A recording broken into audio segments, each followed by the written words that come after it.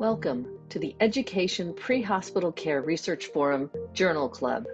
Here in our PCRF Journal Club, we promote evidence-based practices by critically evaluating the latest science in emergency medical services.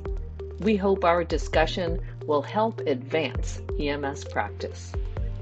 Through the generous support of our sponsor, Limmer Education, we can make science more accessible and understandable.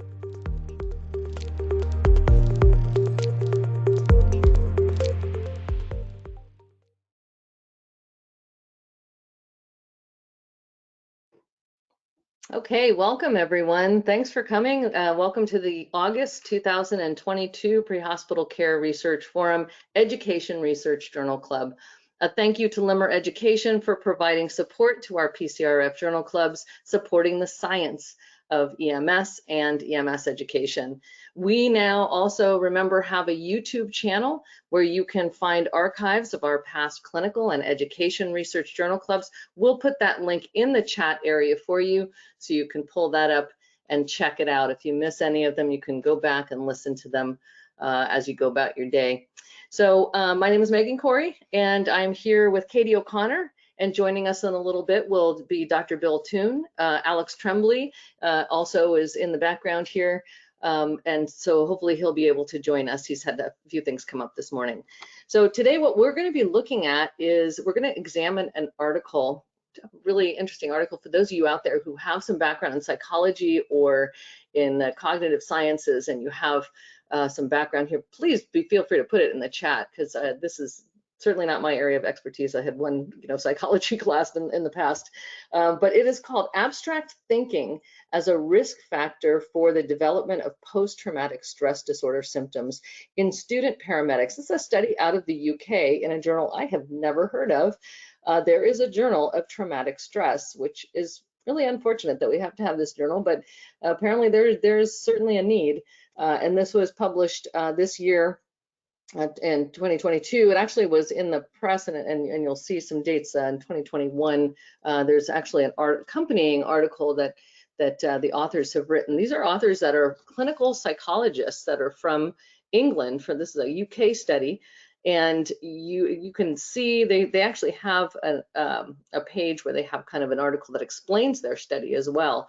If you look them up, I just looked them up online and found a kind of a simplified description of this article. So if you want to check out more these authors are clinical psychologists that actually have specialized in this topic, this post-traumatic stress disorder symptoms in paramedics specifically. So they've looked at first responders in general, but paramedic students specifically.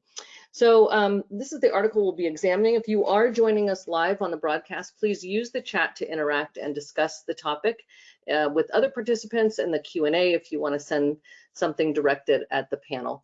And if you hear something you like, please quote, tag, and share it on your favorite social media site. You can use hashtag EMS Research at PCRF at UCLA. We love it when you tag us with that, as well as our sponsor, Limmer Education. All right, so let's dive into this research article. This is, again, out of the Journal of Traumatic Stress. And we know that, I think intuitively, we know just from reading maybe and discussing, even our textbooks even cited that there's volumes of research on PTSD, post-traumatic stress disorder, and that post-traumatic stress disorder symptoms, and specifically in EMS and first responders, that there's an increase in the incidence and of PTSD in first responders, that the experiences of the first responders, police, fire, EMS, is associated with post-traumatic stress disorder symptoms. But also, and there is, the definition, I really appreciated that the authors gave a great background in their article, drawing up the definition. I think it's always good to draw ourselves to what do we mean by PTSD, and PTSD is diagnosed or is in the DSM-5. So the American Psychiatric Association, this is a definition. PTSD involves re-experiencing the traumatic event, the avoidance of trauma reminders, and alterations in cognition, mood, and arousal. And there's a variety of tests, and some of you may be familiar with these tests. I was not familiar with the specific tests that they can use to even break down elements of cognition with that are associated with the development of PTSD. So prior research also has estimated that ambulance personnel have a higher risk of developing PTSD symptoms, higher in paramedics than in other healthcare workers. So not just higher than in the general population. General population, I think they estimated, and this is again a UK study, so I'm not sure what population we're talking about here, but 4%, whereas in paramedic training and in qualified paramedics, we're talking about 8.3% and 11% prevalence of PTSD, respectively. And again, that's where they're drawing that from is probably UK. But then again, higher in paramedics than in other healthcare workers. Child abuse, a history of trauma history, and child abuse is higher, significantly higher in paramedics than in other healthcare workers. So that's, there's a suggestion that there's some other factors at play here in this, association with PTSD. The other suggestion is that in some of the research is that it's not necessarily the event exposure, but rather the cognitive processing, how someone processes the event, and maybe how they've processed events in the past that are more associated or predictive of the development of post-traumatic stress symptoms, so that there are other individual factors and the term I love, modifiable factors. So maybe pre-trauma prevention is an area that actually can a focus to look at, rather than just the post-event, assuming that the event itself is the significant factor, and that that draws us to doing some type of after-action treatment. That the association with PTSD, there's more individual factors and pre-trauma cognitive factors that are associated with increases in PTSD. So things like trauma history, like child abuse, and we mentioned higher in paramedics than in other healthcare workers, at least in some studies. And then other cognitive factors, and that's where they land here. Cognitive factors, things like repetitive negative thinking, and repetitive negative thinking can be broken down into a couple of different things. This actually really resonated with me. I'm not sure about you, Katie, but I was getting a little PTSD reading this. But the definitely. I was like, oh my gosh, how much do I ruminate? Am I ruminating on this right now? Oh my gosh. Yes. Yes. Ruminating. Exactly. So repetitive negative thinking, they pull up two things: rumination and worry. So rumination tends to be that repetitive negative thinking about something in the past. And I think that can kind of resonate with everybody to a certain degree, but maybe that's a pattern of cognition that a person has developed. And then worry is the repetitive negative thinking about something in the future. So that's how they distinguish the two. So the other processing style, and they're really good about, if you have sort of questions about, I can't quite put my finger on this, they have really good examples of, the why me or what if processing style. That why me is the rumination, this is something is happening to you, saying, why is this happening to me? And then the what if is the future, what if this happens? And both of these, the commonality is these are sort of no answer situations. So that's these are cognitive factors that have already been shown to be associated outside of EMS, just those cognitive factors of having a way of processing an event with repetitive negative thinking associated with later development of post-traumatic stress symptoms and maladaptive coping and that kind of thing. The opposite would be resilience type of factors like concrete experiential processing. So if someone instead processes something with an how or a what question, like how can I handle this and how can I make this better? Or what if I do this, and to like a problem solving style, that processing style tends to be the opposite, on the sort of positive end of things. And so what they wanted to really look at was tease out the specific element of abstract thinking, which is in that one element of that is that repetitive negative thought. So there's been really no evidence-based prevention program for post-traumatic stress disorder that the authors could think of, and I'm not aware of any. I don't know if Bill's on now too. I don't know, Bill, you've been around for a little while in EMS. Before we ever talked about PTSD, you know, that we really never did, and then suddenly it became a topic. I don't know what shifted that, but it became something, you know, I don't know what, I just remember working in the field and suddenly people were talking about this thing, PTSD, and do students have or not students, but paramedics have PTSD, and how, and it was all focused on the after action. We need critical incident stress debriefing. So I'm not sure where that came from, but or what the history of it is, but Megan, I'd agree with you. I think that it was the birth of critical incident stress, you know, and how prolific it came that probably led into this. But certainly combat experiences and what was beginning to happen to soldiers, you know, bled over into the civilian environment. And then the question was, well, if soldiers can have this intense kind of exposure, what happens to other people in healthcare?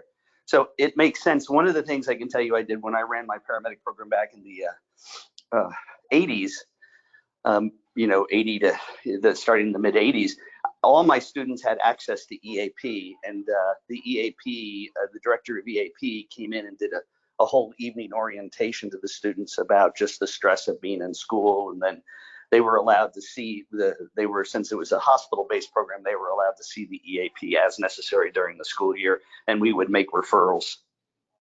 Yeah, that's a good point. Now you're bringing up sort of memories too about, you know, what kind of things we do right up front. It's mostly like offering resources. We do in our program, we've done a research project where the students, they don't develop a research that they actually perform, but they develop a proposal as though they're going to pitch it to somebody to fund it. And as they're developing it, they, you know, develop a research question in the background and other things. And I would say almost every year someone comes up with a mental health related subject, and these are students. And one of them I remember recently focused on regular briefings, just regular briefings, discussion of cases, talking things through as a resilience strategy. Would that, you know, make a difference in certain outcomes? And I don't know which outcomes. I think they were focused on more HR related outcomes, sick outs and morale levels and things like that. So yeah, it's interesting that it's at the forefront of even students' minds. So let's look at the research questions. So these authors basically, again, they're clinical psychologists who specialize in cognitive processing and post-traumatic stress levels in paramedics specifically. A number of them have specialized not just in first responders, but paramedics, and now paramedic students.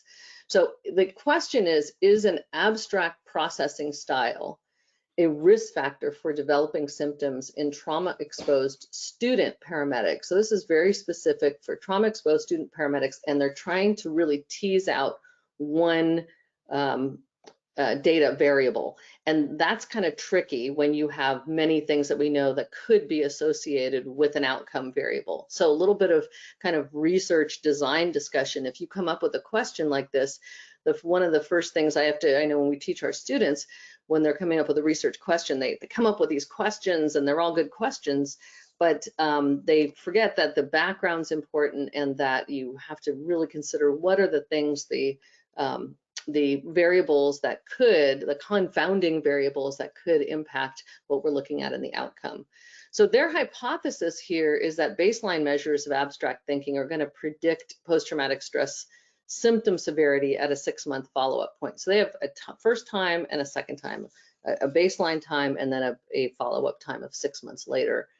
And secondarily, their secondary hypothesis is that abstract thinking would be positively associated with a tendency to ruminate on stressful memories, so on how they handle post-event, and then negatively associated with adaptive strategies, so those concrete experiential strategies. So this is what they set out to measure. And I'm trying to think. This is in the UK. So what they had was in the UK we've got 3-year programs. So we're going to see a demographic table so you can see which level each of them are at. And unlike, a lot of programs here, the program itself, the students don't just go to classroom and lab, they actually spend time in the field all throughout their program. So the likelihood of being exposed to an event as self-defined. So there's a lot of these or the whole thing is really self-reported data. The students are going to self-report. They actually recruited, so the students self-select as well into the study. These are all going to be factors that we think about as potential confounders for their results. But these are paramedic students in the UK at universities in a 3-year program. They're over 18. This is obviously IRB approved. And 114 students. They did a power calculation and everything. So there's a lot of really good detail to the statistics, although I will say I had a lot of difficulty reading these tables. Again, I should have had the little bat phone to Remley or Tony on this one, unless Bill, you can help me with some of the tables there too. But 114. Some of them were challenging, Megan. Yeah. Oh, thanks. Alex. Yeah, I thought they were challenging just because I like to see numbers that I can go, oh, look at that difference there.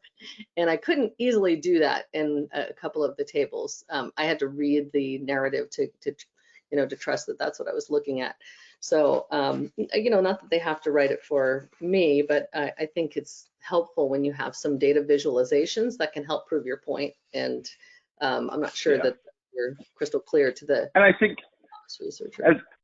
As a guy, currently working on my dissertation like KT is and myself, the best way to get people to buy into your research is for them to be able to at least interpret the data. So I acknowledge that as a challenge, especially to somebody, not you, Megan, but to somebody listening that maybe struggles with that data management. This definitely is not a low entry point paper.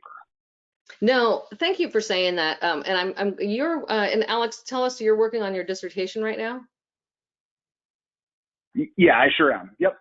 That's great. And Katie, did I hear that you are too? That's a wishful thinking on Alex's part. I think he thinks I'm better than I am. I'm working on a job. That's where I'm at. And I love reading research, but I will tell you, I did not love reading these tables. I was laboring over these tables. So if you're out there and I agree with Alex. This was not an easy. It wasn't easy from a standpoint of reading the actual. You had to kind of trust that the evaluation was what the tables were telling me, at least from my perspective. It wasn't an entry level point, but even for somebody who reads a lot of research, those were not easy tables to read. Even going to the narrative and the results and going back to the tables, it really wasn't easy for me to see. So I did have to put a lot of faith into the statistical analysis and how they decided to actually even model this predictive model that they created. They're really, but really, when you take it down to the brass tacks, they're trying to get at this one cognitive process, which I think is so fascinating. If we can get at something that we know already from other research is associated, as an individual, how do I process a critical event? And if we can get at that, and we know that that is associated with post-traumatic stress symptoms, can we prevent them from happening to begin with when we know that in other research areas there are resilience strategies that can help deal with this? There's, cognitive, I can't remember what it's called, cognitive rumination therapy or something like that. I looked it up, actually. They mention it in the article. So there are definite potential ways to address this in paramedic students. So before we expose them to things. So now it comes to, wait a minute, we're exposed. We know we're going to expose them to it, and we know there's things that could prevent it, and we think that abstract thinking and rumination are associated with these problems. So what are we going to do about it? So it almost becomes, an initiative there. So anyway, so we're jumping ahead, but this is the hypothesis, their secondary hypothesis. They're trying to really get at this one element And so they have these, and I'm going to put up the first table as we talk about the participants I mentioned. They did exclude, the 15 had data excluded. And so they had 97, and in their power analysis, I think they calculated to see an effect size, a moderate effect size, they needed 88 or something like that. They got 97 at the first time interval, which was the baseline. And then 89 at the follow-up at the second time interval, which is 6 months later. And that's a retention of, almost 92%, which is really good. So again, these are self-reported and self-selected, so that's going to be a limitation. So these are people that were recruited and they volunteered to step forward. So we don't know who is more likely to step forward, people with or without pre-existing trauma histories, who knows. Okay, so the questionnaires, this is what I really wanted to look at. And let's first look at the demographics. I want to know what you guys think of the demographic table. On the left here, we have the things that you would typically, measure in demographics. They did this at time 2, by the way, at the 6-month interval. They got the age and the year of study, the gender of the patient or the student, and whether or not they have had self-reported mental health problems. They got the ethnicity, which you can see is, white British is like, the vast majority, 96.2% of this population, which raises a whole bunch of other issues. So Katie, what did you think, or Alex, looking at this demographic table before we get into the different tests? Yeah, it jumped out to me that like, oh, wow, look at the first line is females. Like, look at how many females they have. That's great. And then I was like, oh, but we have the same problem. I also thought it was interesting their mean age, like at 26. That seemed a little old to me, but it also could be due to the fact that they have 3 years of paramedic school, where we have like 3-ish months some places, 60 credits, yeah. Yeah, so I thought that was really interesting, looking at that. But go the UK with all those women. That's great. Especially in the UK and Ireland. I don't know if it's still this way, but I know they used to have, a lot of times there's more, they go into their field of study almost immediately after secondary education. They take a leave insert if they still do that, and then go out into whatever field of study they're going into. So I wouldn't expect, that is kind of old in the UK, I suppose, 26 years old. But again, we had over half of them are at first year too. So, Megan. I think, go ahead, Dr. Toon. So thank you. So the thing that I like that's here is the self-reported mental health problem. That is, I think, is an unknown area, and it would be really great to know how many students come into a program. And I don't care if it's EMT or paramedic here in the United States. And it would be wonderful to be able to collect that kind of data, blinded, of course, but, so no one ever knew who these individuals were, but then to follow them. And, how many of them are just, they do counseling, or they're on medication, or they have an actual diagnosis. Because I wonder how much baggage, to use that old term, we bring with us into a profession that we just trigger lots of old stuff. And I think that's a missing piece in a lot of stuff that I've seen published about EMS personnel. Yeah, I couldn't agree more. And Katie and I were talking before we started about somebody that I knew who was doing her PhD in psychology many years ago. This is, probably in the mid 90s. And I remember she measured levels of empathy and levels of post-traumatic stress disorder in, it was either beginning paramedics, new grads, or it was paramedic students, and then experienced paramedics, over 10 years of experience, and found that empathy scores dropped as you had experience, not surprisingly, dropped, and then PTSD was the same, no difference. And so one of her conclusions was it may be that people come into the field with a certain amount of PTSD, which I thought was interesting. And this actually supports some of that when they do look at the baseline. There's some of that here.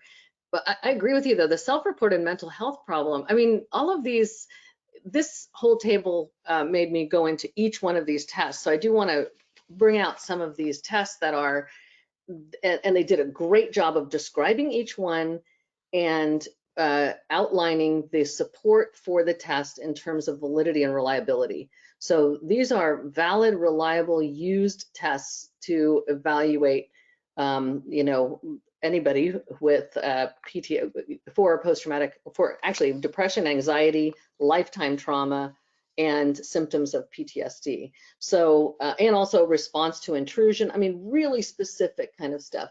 So what you see on this table on the right, so on the left, we had all the demographics we mentioned. On the right-hand side now, we've got the individual types of questionnaires. So these are, students come in, apparently all of these questionnaires take around half an hour, 25 minutes, they said. And only at the second time, 6 months later, they get the demographics and symptoms measures. So the CAT is the concrete and abstract thinking. Concrete and abstract thinking is a process where you get 4 scenarios. This was actually developed with the students. So they have 4 scenarios. The students read the scenario and then they rate how they would think about each. They have prompts.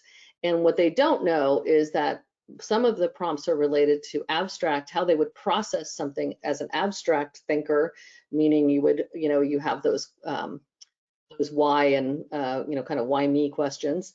And then versus a concrete and experiential thinker, kind of the here and the now and how can I solve this and what can I do about it type of thinking. So they give the scenario and then they ask them how they would think about it. And there's prompts that are related to abstract versus concrete thinking. Then they get a ratio, and that number, that ratio is called the abstract ratio. That's the primary outcome measure for this concrete and abstract thinking, or this CAT score, is a ratio of abstract thought to concrete. Because, you know, odds are we're not going to think the same on every single thing, but we're going to have more of a likelihood of thinking one way or the other, or processing something. So that's what they did for the CAT. Then these others are measures of depression, like the PHQ-9 is assess symptoms of depression. It's a, you know, 27 possible points, 9 items, 3 points each, and over 10 is considered clinical depression or consistent with clinical depression. And then the general anxiety one, the GAD, assesses symptoms of anxiety. So this is 7 items, 3 points each, 21 possible points. And again, that's the person taking it, the participant rates certain prompts on a scale. And over 8 is considered, you know, the potential for having an anxiety disorder. Then the lifetime trauma is called the LEC, lifetime event. I can't remember what that's called, but it's a lifetime trauma. It's a checklist of 20 events that you can check off to see, you know, which types of events, critical events you had, death and, you know, traffic accidents and that kind of thing. And they list some examples in the paper. So the next one is important, the Ptss score, which is the PCL-5. This measures the post-traumatic stress symptoms. The PCL-5 is a 20-item measure of PTSD symptoms. They pick an event from that previous thing that they filled out when they checked off lifetime trauma. They picked the serious event. So maybe you had a very serious event, like somebody dying and you witnessed it or something like that. You pick that event and then you rate certain items that are on this, that there are specific subsets too, like re-experiencing, avoidance, negative alterations in cognitive and mood, that's at NACM, and hyperarousal and reactivity. Those are all associated with post-traumatic stress symptoms. So those are rated by the participant. And then, you know, they did this at baseline, they did this at follow-up. And then they had the last one was the RIQ, which is a response to intrusion questionnaire. And again, this is negative intrusive thoughts, which we know are also part of that, the post-traumatic symptoms. So they looked at, this is an 18-item measure, 3 domains of cognitive response to intrusive memories. So how does a person respond to intrusive memories, memories that you can't seem to, you know, that keep coming in and intruding in your brain? Do you suppress? Deliberate rumination, and then adaptive. So those are, they can get at all of these things, and these are all validated scales. So I think the point of going through all of that is that we have these things out here. So one of the things I started thinking, like Bill was mentioning too, is here's these things that we have that we haven't really used regularly. I wonder if, you know, again, multiple programs here, doing some screening of students and then some follow-up with students to kind of verify, validate, clarify if we're seeing the same thing in our field or our industry at the EMT level even. Because, you know, entry paramedics already been an EMT. So I'm going to assume that there's some other level we should be looking at. So I don't know your thoughts on it. Anybody's thoughts on that? Where we can use these? Yeah, and I just want to say we talked a lot about how hard the tables were to interpret, but man, this is a great paper to read through for the method section. They did a wonderful job of just laying everything out. So I just want to commend the authors for that. I also went up and looked at some of these questions, and I'm like, oh my gosh, my students tell me this on a regular basis about worrying too much about different things, thinking about if they're feeling tired or having little energy. And then the other one I thought was strange that might just be for some students in our profession, but some people's jobs are riding on finishing this course. So if we think of like that compared to other types of courses, like if you're taking a math course or an English course, like maybe your degree, your bachelor's degree is going to impact your ability to be employed. But some people are like contingent upon passing paramedic, they get to keep their fire department job. So that adds another layer, I think, of stress of like letting down your family. It could be like your performance in paramedic school could be directly related to your ability to put food on the table for your kids. Right. Yeah, it made me think a lot about the layers of stress that and later on in the study, you'll see that they started pulling this away and saying like all these other factors are just baseline in this industry.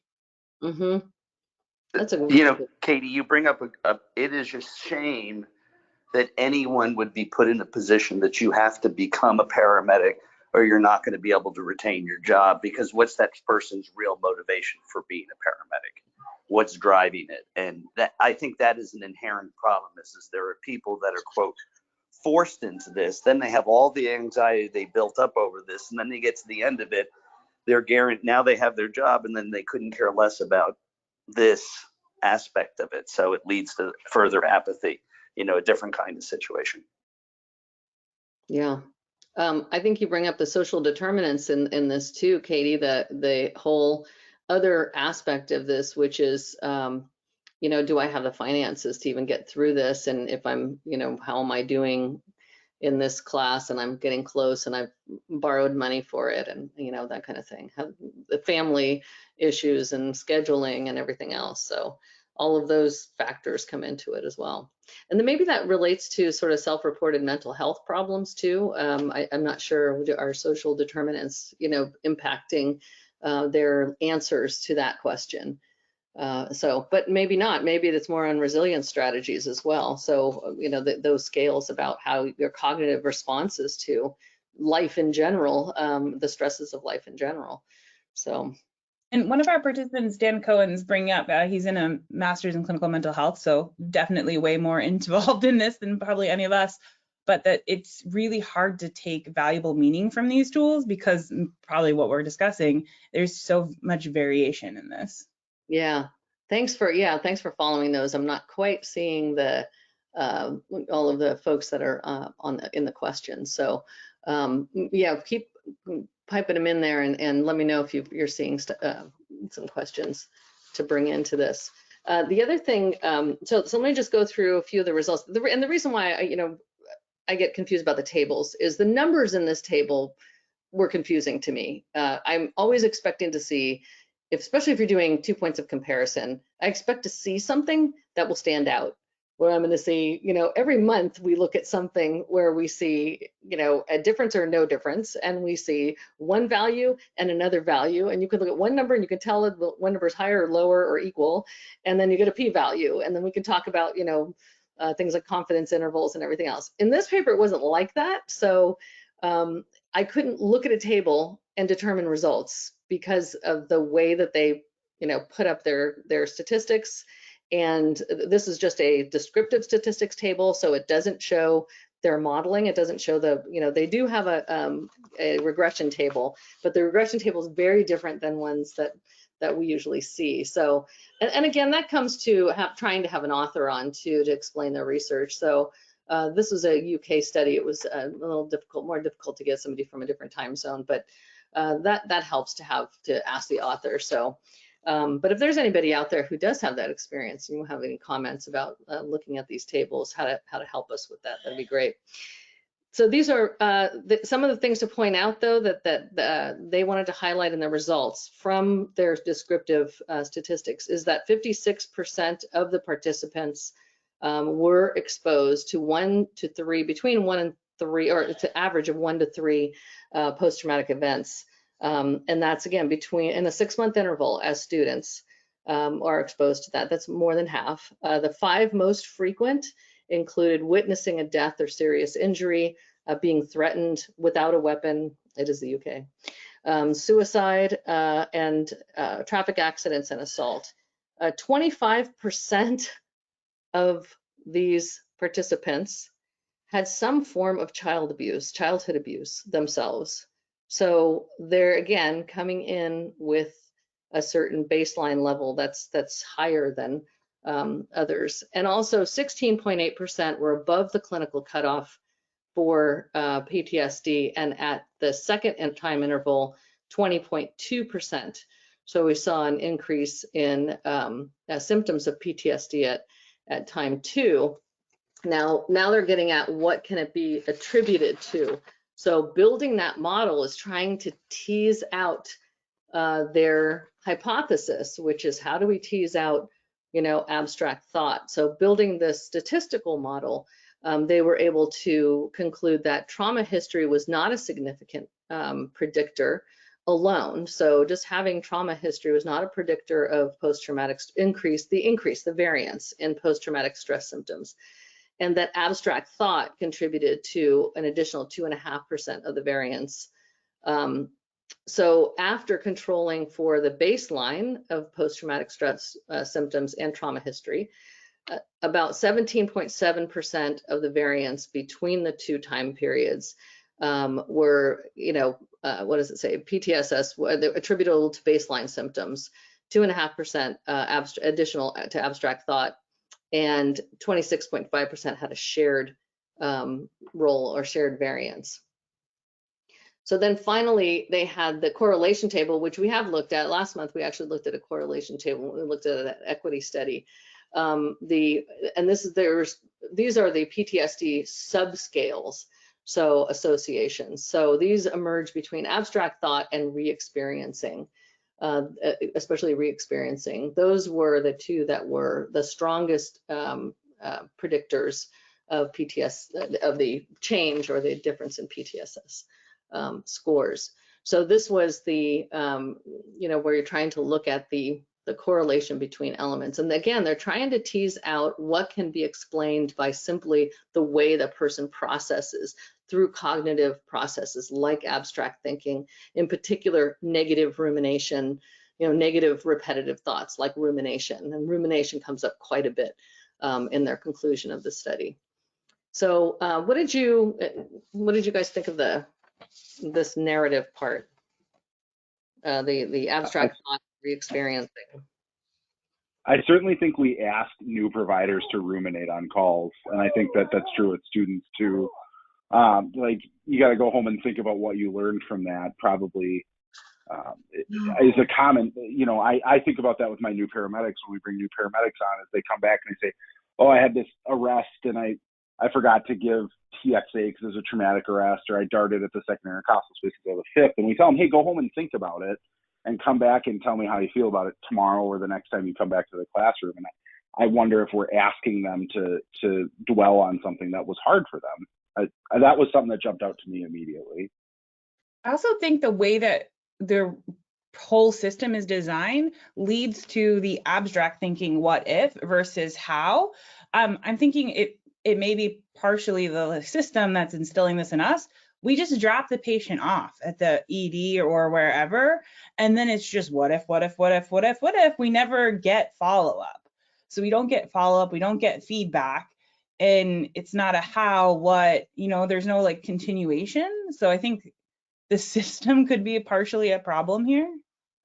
Yeah. Oh, I never even thought about that though, Alex, that go home and think about it is, are we, actually causing, I actually think about that in school a lot, and Katie, you and I have talked about that. Are the things we're doing that could actually increase the likelihood of these types of thoughts or causing post-traumatic stress in students? And we talk about that in simulation because about events that we've had as teachers where we've maybe taken it a little bit farther than the student can handle, and not just in cognitive load in terms of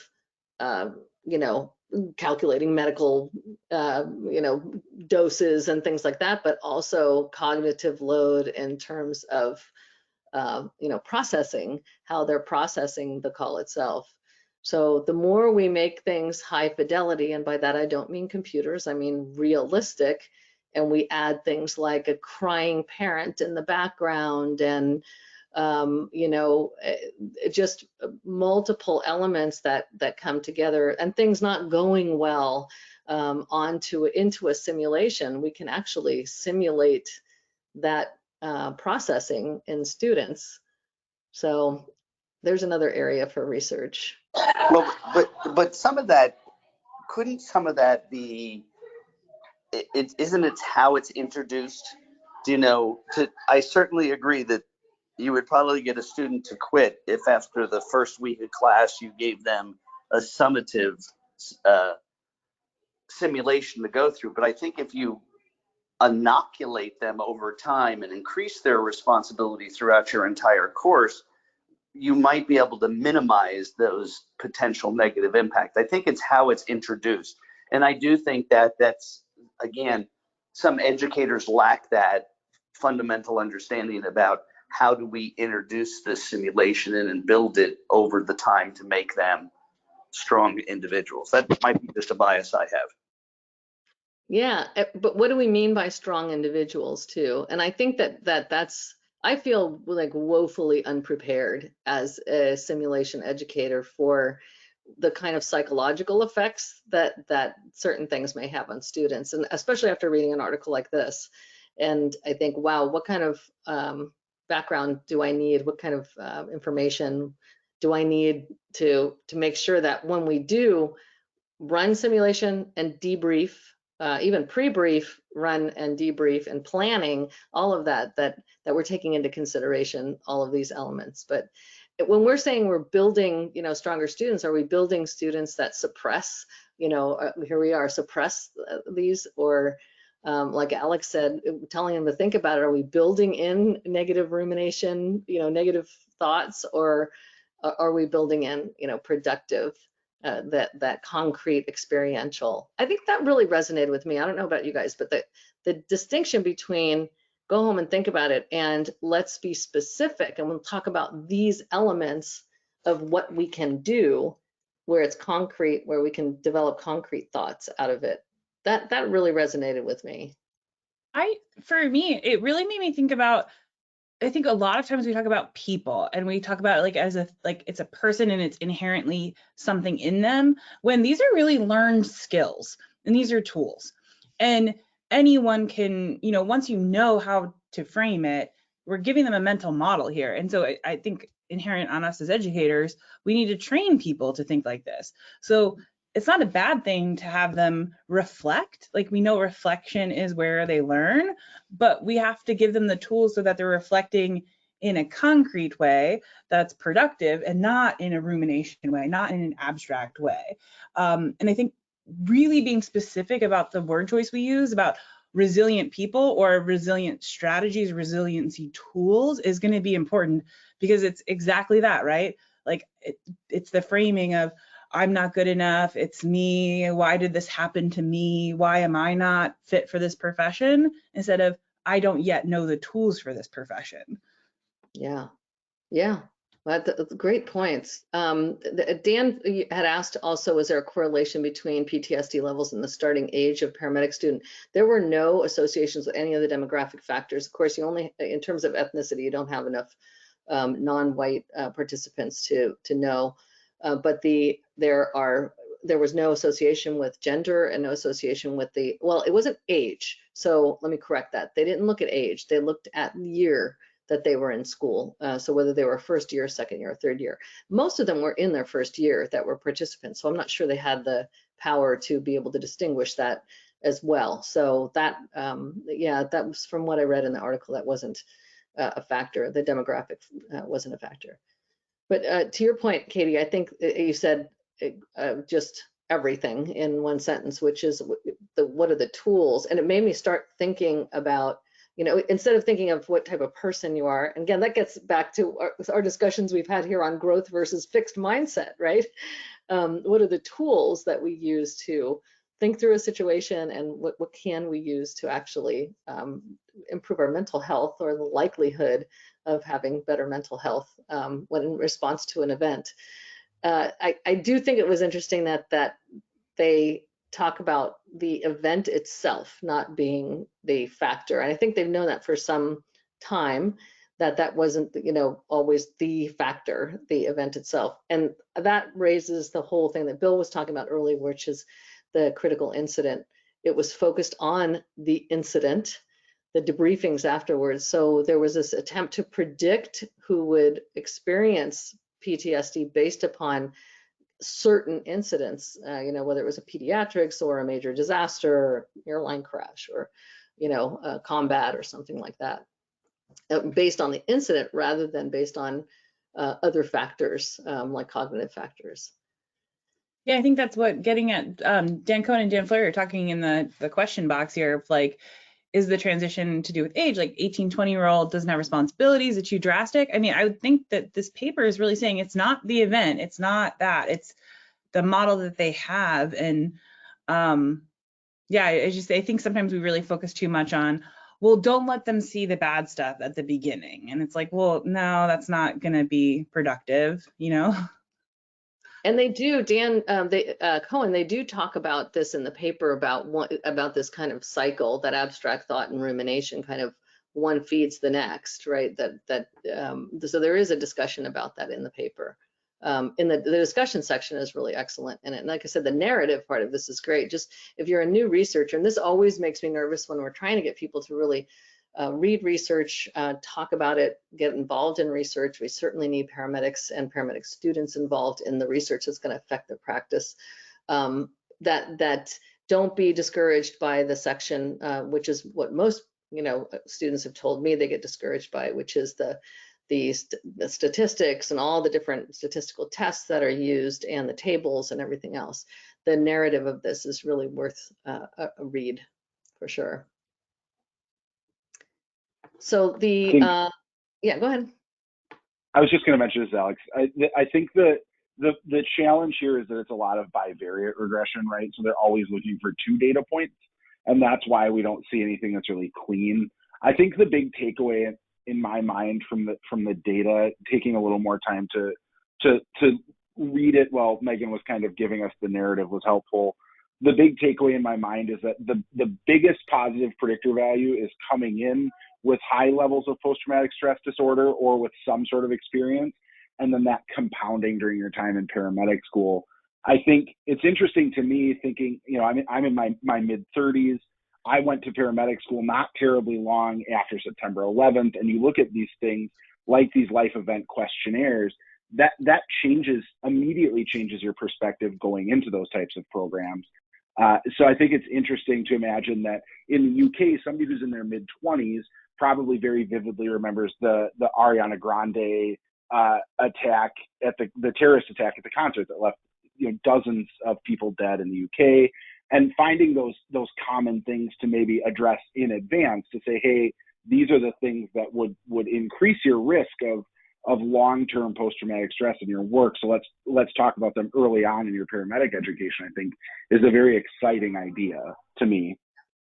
Yeah, very exciting. You know, somebody just mentioned too, and I really apologize for this, I like to choose open access articles, but the article itself is behind a paywall. If there are anybody who wants to message us or anything to get access, we can see if we can make sure that there's the proper permissions and everything, get you access. But that's that is an unfortunate aspect of this paper, is that I think Alex, you're in a place where you have employees too. So what happens when you get them, you're hiring and have continuing training and ongoing training? What's your sense of, how receptive would, people be to now suddenly we're going to try some resilience strategies and, this rumination focused cognitive therapy on experienced paramedics? Is that are we kind of like, well, that's out of the barn, we'll focus on our incoming students? We're actually in the middle of it right now, and Megan, I can share the article with you that they did here of our resiliency program at our EMS agency. I can say that there certainly is a perceived experiential divide. So you talked about the previous research showing that more experience in EMS probably lowers your overall rate of post-traumatic stress, or at least changes the way that you frame it up on tests for it. But we're in the middle of doing mental health first aid with all of our EMRs, and then working our way towards our full-time staff, which is the nationally, it's a substance abuse and mental health services administration program that we're using, and feedback has been mixed, admittedly. But I think we have to focus on, for me as somebody working in an agency, we have to focus on the people that are going to be training the new employee and not just the new employee themselves, because that creates kind of this wedge between their perception of the organization and their leader's perception of the organization, if that makes sense. Definitely. I think Bill is standing up and applauding at that, because we're always talking about, who's going to train the trainers, and the educators and preparation for that. So I actually have a little comment written in the article itself. The last line of it says, abstract processing and abstract rumination could be a promising target for resilience-focused interventions for individuals such as student paramedics who are frequently and inevitably exposed to trauma as part of their work. So that's what you're getting at, Alex. And my question next to it is, by whom? So in other words, we talk a lot on this webinar about, when we go to prepare educators, are we going to be taught by, is anatomy and physiology going to be taught by somebody who's got a P card and a class in A&P, or are we going to be taught by someone who has a background in in-depth knowledge and clinical application of A&P? So once again, who's doing the resilience training? And I don't know if people have, models or recommendations of that. Who are these, the trainers or the educators, the psychologists, whoever that's conducting this? Megan, this is kind of ridiculous, but everything comes to me in the form of movies and TV shows. And the Hulk, She-Hulk, I don't know if anyone saw it. It's amazing. It just came out. That's the whole thing. Hulk is trying to teach the new She-Hulk how to manage her anger. And there's this great line where she's like, I'm a woman who went through law school. I manage my anger all the time. So here's this fairly well-privileged white guy just trying to teach this woman about managing anger. And she's like, you're ridiculous. I already have all these skills. I do this every day. And I think that that's just one thing we really need to think about. We talk a lot about how our profession isn't the most diverse. And maybe part of the problem with PTSD is that we're not a diverse population. We don't have all these different perspectives and ways of handling things, and the trauma that people go through all the time. It's something that's coming to me of when you're thinking of who's going to do this. Mm-hmm. The people in the positions of power really have the experiences to be able to talk to, especially some of the more at-risk people we want to come into the organization.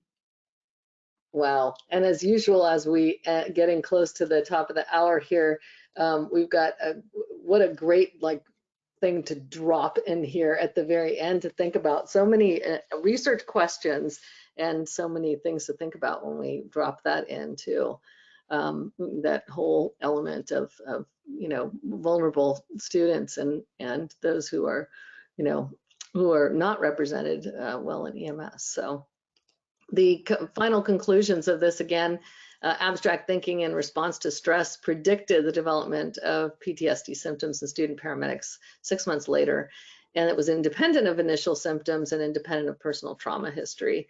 So really getting at that independent variable there, or that abstract thinking as the maybe potential thing to focus on in our resilience training. Any final thoughts from Katie, Alex, or Bill?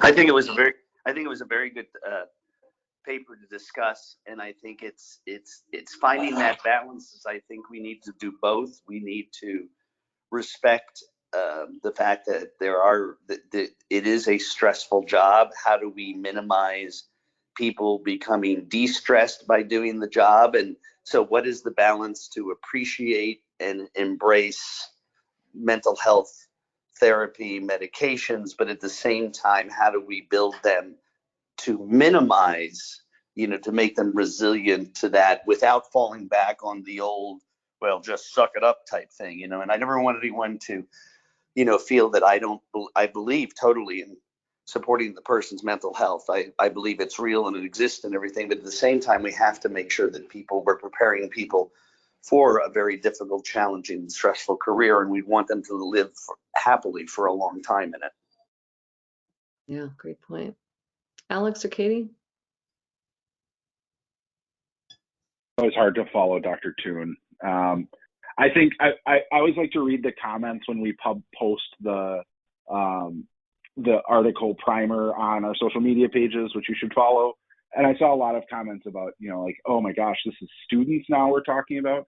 And I think the short answer is yes. I think, especially in the US where EMS is maybe not super well represented, and sometimes people become interested in EMS based on personal experience, like experiencing a traumatic event in which they interact with those people, or they have a friend that does the work that has already kind of displayed some of the challenges associated with doing this work, is that we have to be really real and honest. And for somebody to be successful in long-term in EMS, like Dr. Toon said, we have to prepare them for the idea. And the best way to prepare people is to give them the tools to be resilient. So I think that's a good focus area going forward.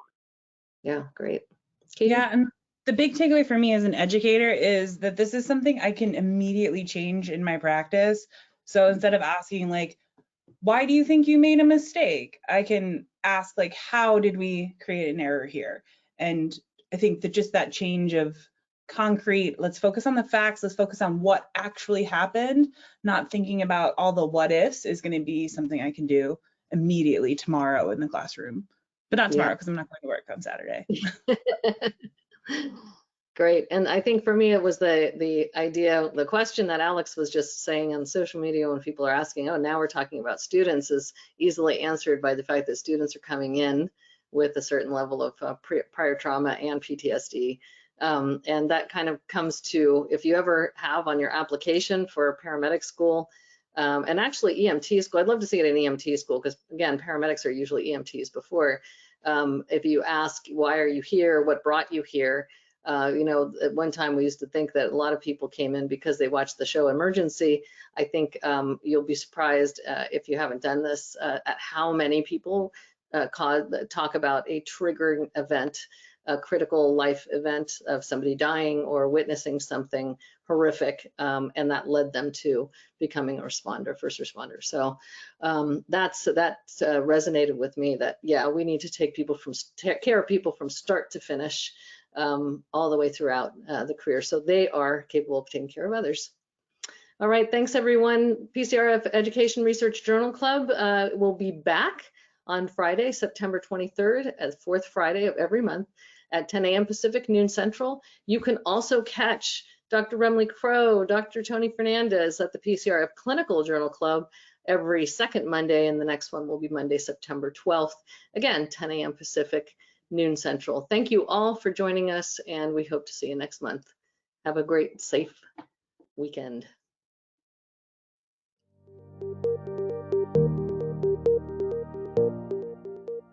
We hope you have enjoyed and learned from this PCRF Journal Club.